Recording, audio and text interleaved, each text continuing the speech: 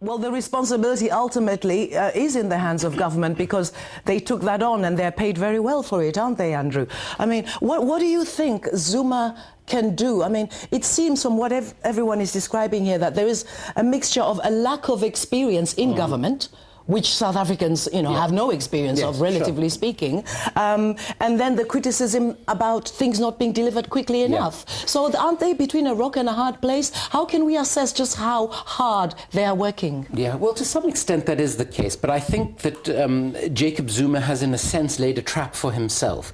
In his campaign for the presidency, even before the election, when he was campaigning against Thabo Mbeki to become president of the ANC, he painted himself as a man of humble origins, which he is, contrasting himself with Mbeki.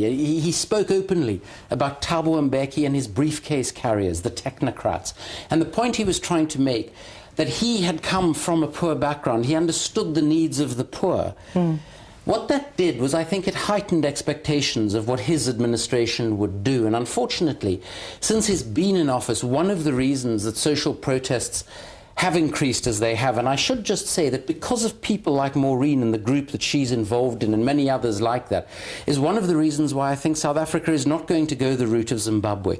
I think there is a very vibrant and strong civil society. I think South African society remains highly politicized. People are prepared to protest and fight for their rights and what they believe is owed to them. But also, one of the legacies of the apartheid regime is that in the settlement, a lot of analysts thought that the multinational corporate interests basically had to be saved. Otherwise, the South African economy could have gone down the same way that Zimbabwe went. How much of a factor are these old colonial corporate and government interests today, do you think? Well, they are, but you talked about lack of experience in the South African government.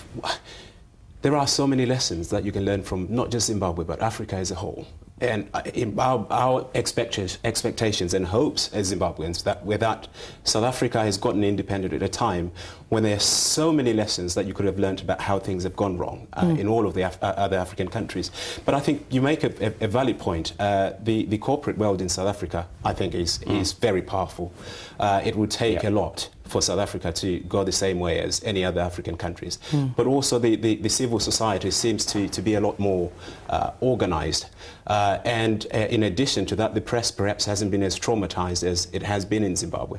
So, yeah, there are a lot of expectations to be met, and I'm hoping that the ANC doesn't go the sort of route of trying to oppress people, because they'll have a fight on their hands. Right. Well, we're going to give a final word. Unfortunately, time is so against us. And we're going to give a final word to you, Maureen. If you could speak to Zuma for 1 minute, what 3 things would you like to say to him? Yeah, the thing that I just want to say to Zuma, the president of South Africa, Zuma have to consider very strong the people who are very, very poor, from informal settlements.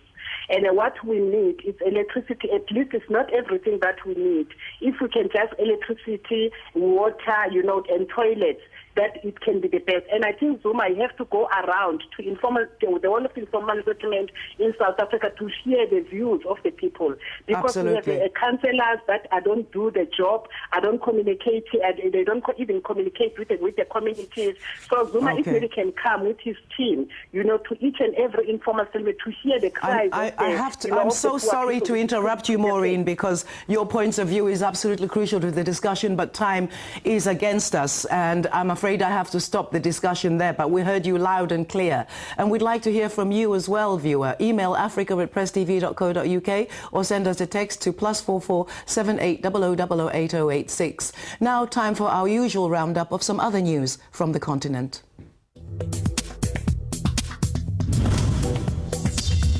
Former UN nuclear chief Mohamed Baradei has used a video message to urge all Egyptians to join his newly formed Facebook group, National Association for Change. Mr. Baradei, who may stand against Hosni Mubarak in the 2011 election, also called for reforms in Egypt. Zimbabwe's Finance Minister Tendai Biti has indicated that his country was moving towards reforming harsh media laws put in place in 2002. Work on a new constitution is expected to get underway to change the laws that barred foreign and private media activities in the country. contribution from donors of about $27 million has been raised towards Guinea's first democratic election. The election will see the transitional government transfer power to a civilian government after a recent coup in the country.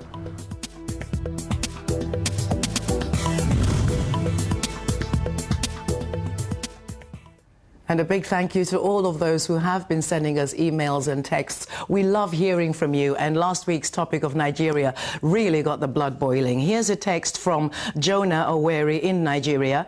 The problem in Jos is because Muslims want to have an emirate in Jos and have Jos Islamized. From Ibrahim Paga in Yobe State, also in Nigeria. My fellow Nigerians, it's time to question our lifestyle and the way we live. As 2011 is fast approaching, we need to ask ourselves what really needs to be done to make the change for our beloved country. Also from Nigeria, another text from Igpaga from Yobe State also. To the ruling party of Nigeria, PDP, next time when choosing a candidate, please choose a healthy person and make sure he's okay to lead us. Nigerians have cried too much under your ruling. And one email this week, we're reading from Jordanos Zerabrook from Eritrea. I'm very happy at least that we've got a place to express and press forward the conditions of our country, Eritrea. Well, there's another way you can continue to let us know what you think and share your thoughts on Africa. Let us know by going to our Facebook page, which is Africa Today, Press TV, all one word, London. And Africa Today is signing off with special thanks, and I'm afraid the time is so short I could have spoken to them for another hour.